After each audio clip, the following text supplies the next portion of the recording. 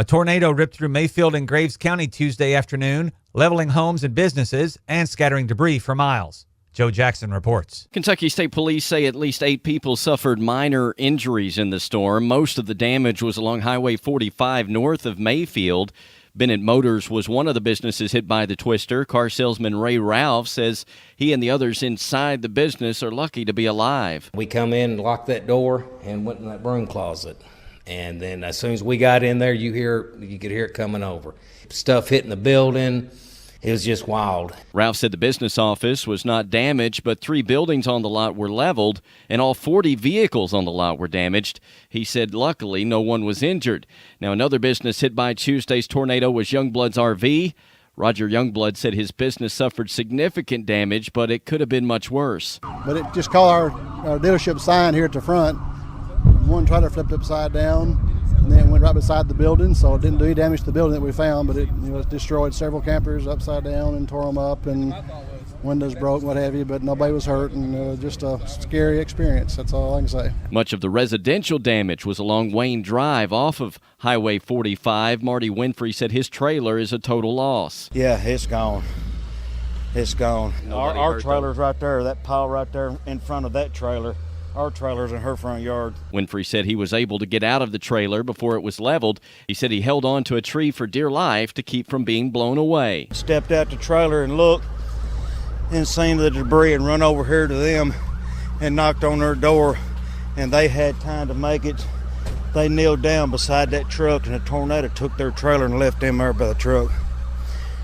And I ran down to the other side of that building. I couldn't run no more, and I knew it was going to get me, so I run up by that swimming pool and grabbed a tree and just bear hugged it and just seen debris flying over, and it seemed like it lasted about a whole 15 or 20 seconds, and it was gone. The twister knocked out power for thousands of customers in Mayfield and Graves County Tuesday with many trees and power lines on the ground.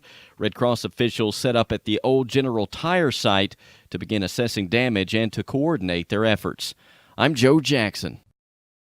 Business and homeowners have begun cleaning up after severe storms spawned a tornado in Graves County Tuesday and left 10 people with minor injuries. Joe Jackson reports. One of those homeowners is Marty Winfrey. Tuesday's tornado in Mayfield destroyed his Wayne Drive home, throwing what's left of his trailer across the road in his neighbor's yard. All of our stuff's wrapped around that tree there, and it's half around it. That's nearly 80 feet of I-beam that's wrapped around that pole like a horseshoe. Winfrey got out of his trailer before the twister hit and came away with only minor injuries. He says he's been able to find a few of his things in the rubble. Friends and family come out to help. They got probably 6 or 7 truckloads. We haven't went through any of it, and we've probably got another load or so this morning here. I imagine just about everything else is pretty much damaged enough that it's not going to be worth sifting through. Winfrey said he's currently living a few miles away in another home that he was in the process of remodeling. He said he hasn't decided if he will stay there or build a new house where his trailer once sat. I'm Joe Jackson. As the cleanup continues in Graves County following last week's severe weather, one county official is wondering out loud why he hasn't heard from the governor's office. Joe Jackson reports. Tuesday marks the 1-week anniversary of the tornado that ripped through Mayfield and Graves County that left multiple homes and businesses destroyed and injured 10 people. Graves County Judge Executive Jesse Perry says he finds it strange that he hasn't heard from Governor Matt Bevin or anyone from his office. I'm going to tell you, if I was the governor of Kentucky, I'd sure be wanting to know what's going on in my state. Perry said the governor's office has not contacted him, Graves County Sheriff Dwayne Redmond, or EMS Director Devant Ramage. Perry said he's hoping to hear from the governor's office soon. If they can help, we would take their help, but we're going to be all right if they don't.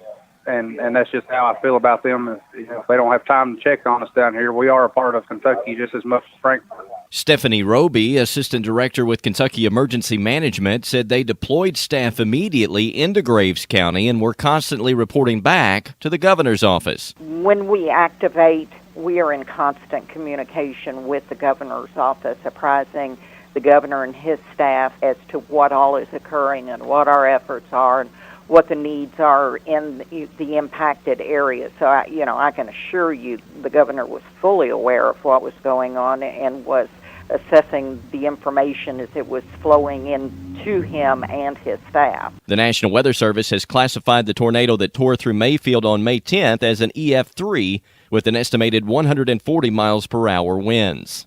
I'm Joe Jackson. A group of local realtors has made a donation to the Mayfield Tornado Relief Fund. Here's Joe Jackson. The Mayfield-Graves County Board of Realtors presented a $6,000 check to city and county officials Thursday at the Graves County Courthouse. Board of Realtors President Dusky Hale said the money will be used to help those impacted by the tornado that struck Graves County on Tuesday, May 10th. This is our community and our friends, our family, and we want to get back any way we can. His House Ministries is collecting monetary donations for tornado victims. Lead Pastor Chad Lamb said this contribution puts the total amount of money raised near $100,000. This is a tremendous help, especially for those folks that have no insurance. A committee has been formed to decide how to distribute the donated money. Committee member Tyler Goodman said applications for assistance are available at Mayfield City Hall, Graves County Judge Executive Jesse Perry's office, and the Julian Carroll Expo Center at the Graves County Fairgrounds. We know we have some uninsured people. We know we have some underinsured people, and we want to do the best to help everyone we can, and this we think is the best way to get the most information out there. The deadline to submit an application is June 17th. Goodman said once the committee receives all the applications, they will decide how to distribute the money. He said those who lost their homes would be helped first. Officials say about 30 homes and businesses were destroyed or severely damaged by the tornado, leaving about 9 or 10 families displaced. Monetary donations can still be made to the Mayfield Tornado Relief Fund in care of His House Ministries, 1250 State Route 303, Mayfield, Kentucky, 42066. I'm Joe Jackson. Kentucky's U.S. Senate candidates made their first appearance together at Saturday's Fancy Farm Picnic. Joe Jackson reports. Republican U.S. Senator Rand Paul and Democratic Lexington Mayor Jim Gray traded jabs for the first time at Kentucky's premier political event. Paul portrayed Gray as an opponent of the state's signature coal industry and a liberal politician whose ideas are out of step with Kentucky. Have you ever wondered what advice Hillary might give Jim Gray? If you want to know, just ask the Russians. You know, Jim and Allison and the whole bunch are now willing to admit they support Barack Obama and Hillary Clinton. It's even more important now that we know their true purpose, what they really stand for. We must defend ourselves against these supporters of Hillary Clinton. Gray didn't let the crowd distract him during his first trip to Fancy Farm. He said Paul is more interested in being president than representing the people of Kentucky. And this year, Kentucky voters have a choice between a lifelong Kentuckian who's built a family business around creating jobs or a candidate whose family business is all about running for president. But you know, calling him my opponent just doesn't feel right, because Rand and I both have the same goal, to get him out of the Senate. Gray has been criticizing Paul for months, while Paul has mostly ignored his opponent. I'm Joe Jackson.